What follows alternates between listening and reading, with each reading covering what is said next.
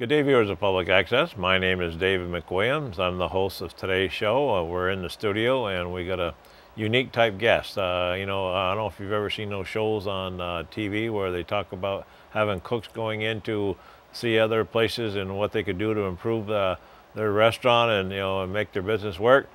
Well, I've been to one restaurant. This guy makes it work because I've ate there twice, and if I go there too many more times, I'm going to gain another 10 pounds. So today in our studio is Joey Russo. He's been a long-time cook. I want to invite you and thank you for coming on. Thank you. Thank you very much for the invitation. I really appreciate it. And Joey, just so that people understand, you're not just a short order cook. You're not a barnyard cook. Tell them your history on how you became a cook. Well, basically, after graduating high school, I went to Delaware Valley College in Doylestown, Pennsylvania, and I got a degree in food industry, which is everything from agriculture to food processing and preservation, food chemistry. Wonderful, wonderful course. Then, after graduating there, I went to the Culinary Institute of America in Hyde Park, New York, which is really one of the, if not the finest cooking school in the world. And I went there, but I went there twice. I went there for a culinary arts degree, then later on in my career I took some time off and I went for a baking and pastry career. And that training has served me very, very well. There's nothing like preparing a nice meal. May not be the fanciest meal, may not be anything fancy, but a nice meal, a good meal, something that tastes good, and presenting it to one of your customers or whatever it is, and them sitting down and say, wow, this is great, just like you said, And it's somewhat of a calling in some way, because the demands of the job are great, the hours are great, the working conditions sometimes are rather difficult in the heat, especially during the summer months. If it's 100 out, it might be 110 or even higher, and higher in the kitchen, no question about it. And but it's been a wonderful, wonderful career. It served me well, and that's how we got from there to here.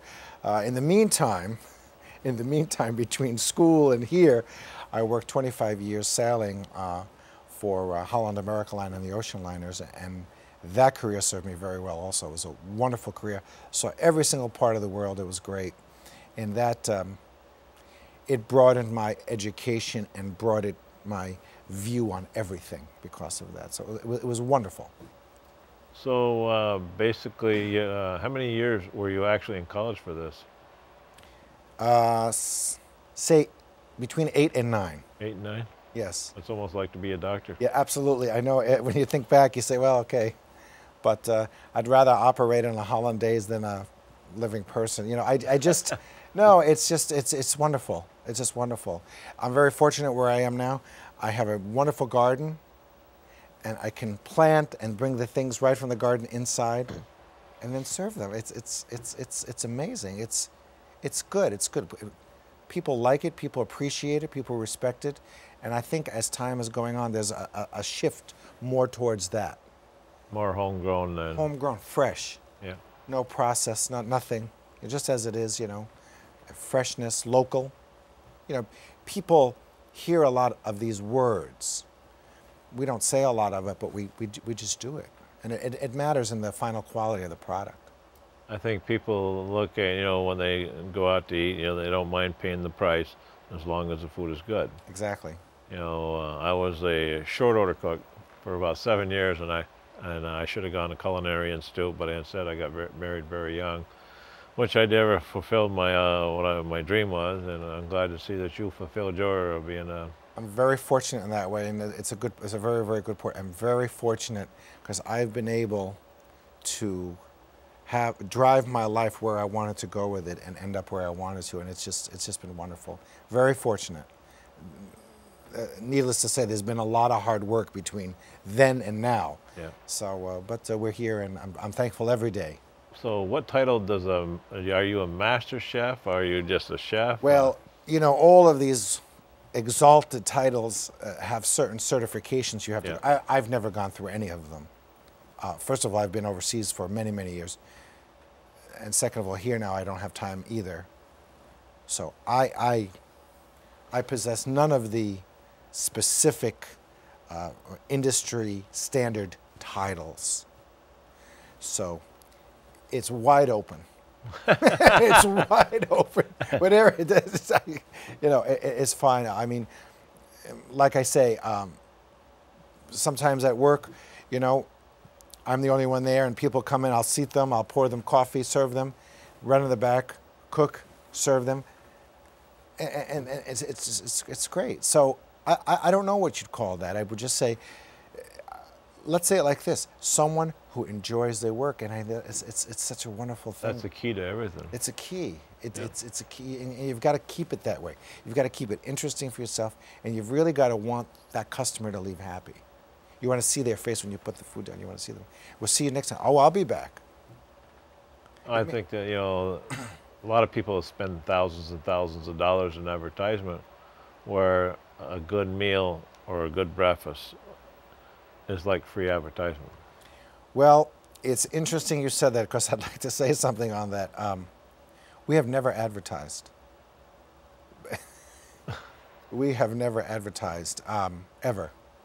And this is the 5th year operating this small place, and it's been absolutely, it's almost out of hand at the moment.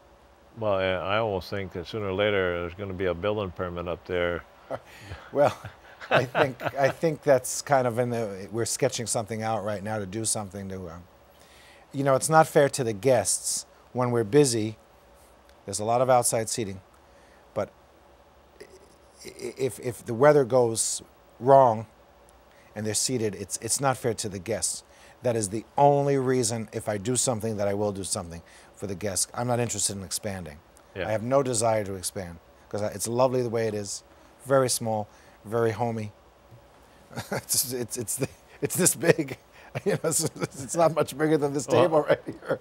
Yes. The whole place, but you're right. We have to do something just so we can make it comfortable. Yeah. You know, I don't want people waiting online when it's 0 out. Oh my goodness, all these things. So Yeah. you're exactly right.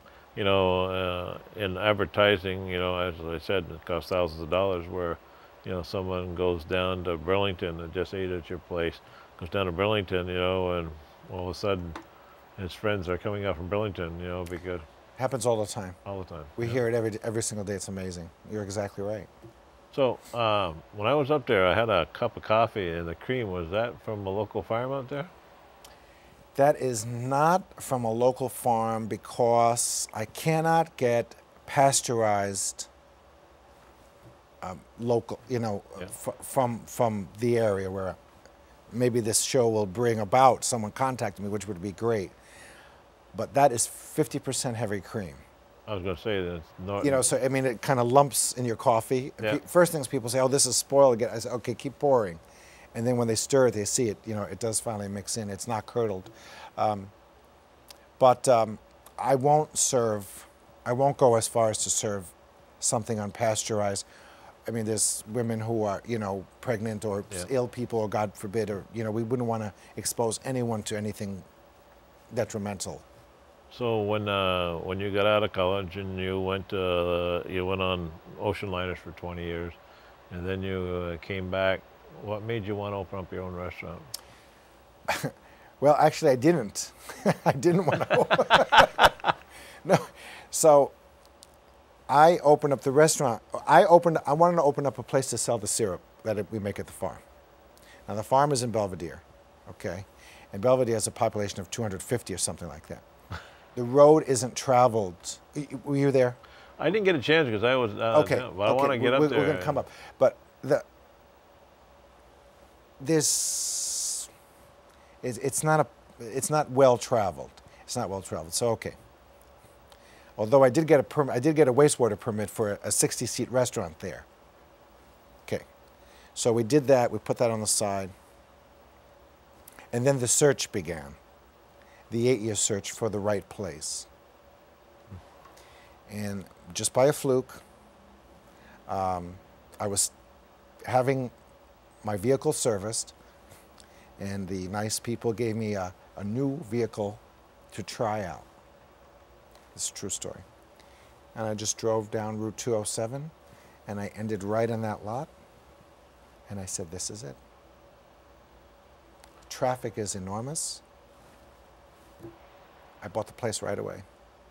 Because at one time it looked like someone was living there before it turned into a restaurant, or was it?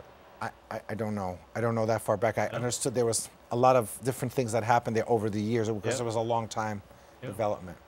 But it's a beautiful place with a pond, Yeah.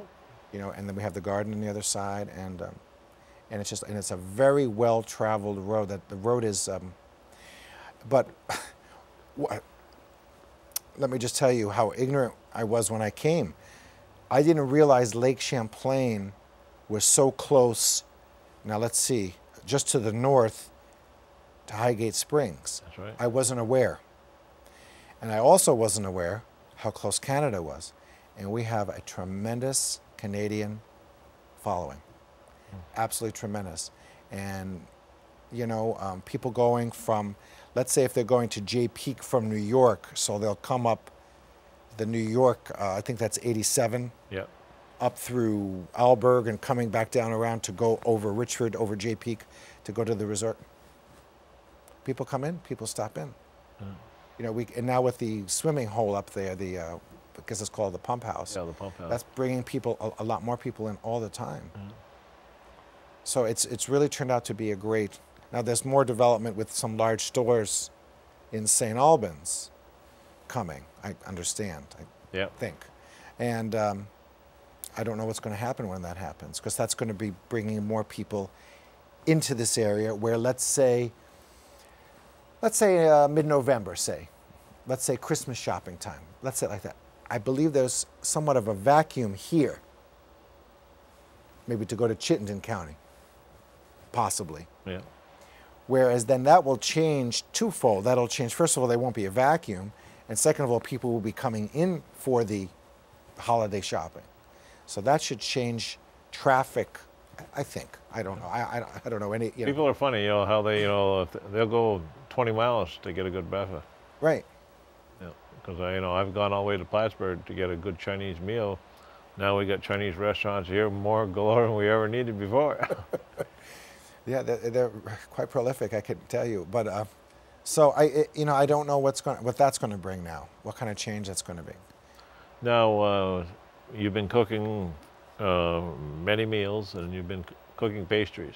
What would you rather do, cook pastries or cook meals? It's hard to say, because in my opinion, you really should. Any person in the industry should be able to do both. Yeah. Many people focus on one thing, and I really think that's a big mistake. Because a meal in its entirety includes both facets. Yeah. Cooking, which is forgiving, meaning after you put something to cook, you can adjust it. Pastry, baking is not forgiving, where after it's made, you cannot adjust it anymore. Very unforgiving. Pastry and baking, very scientific, very exact. It's weighing, so we have a consistent product.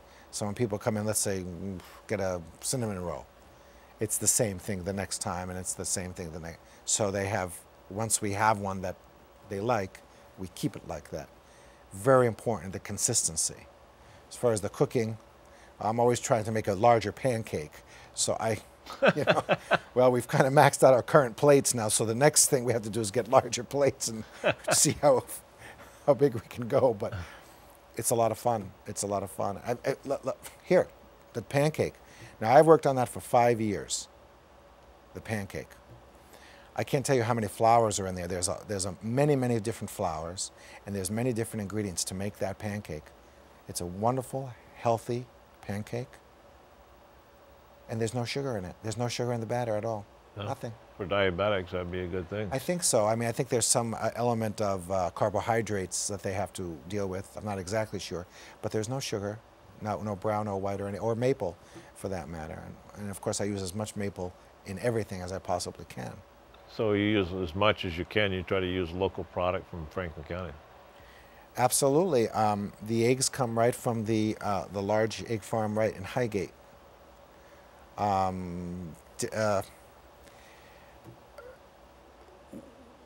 We keep, and we use a lot of eggs.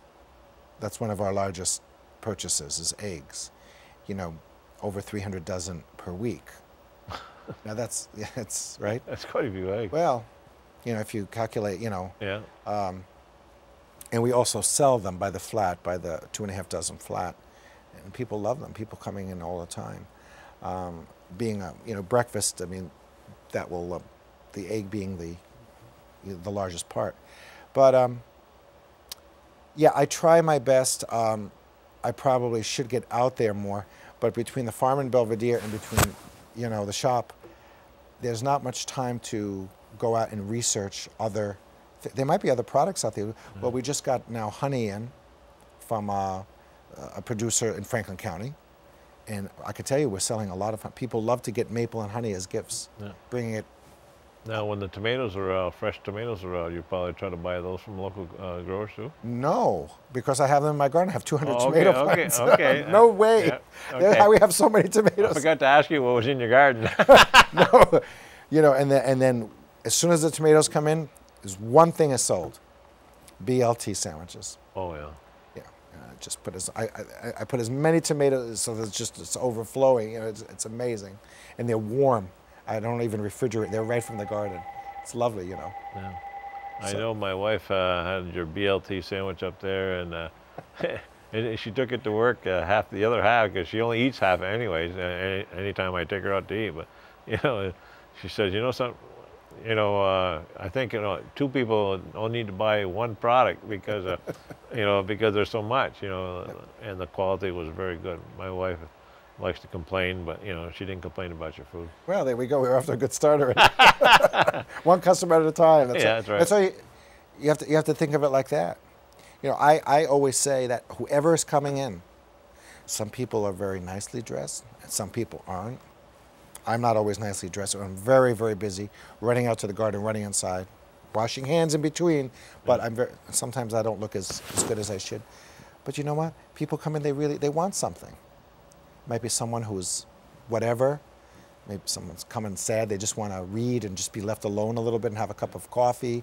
Or someone coming in with a whole bunch of kids who want to have a little birthday party or something. And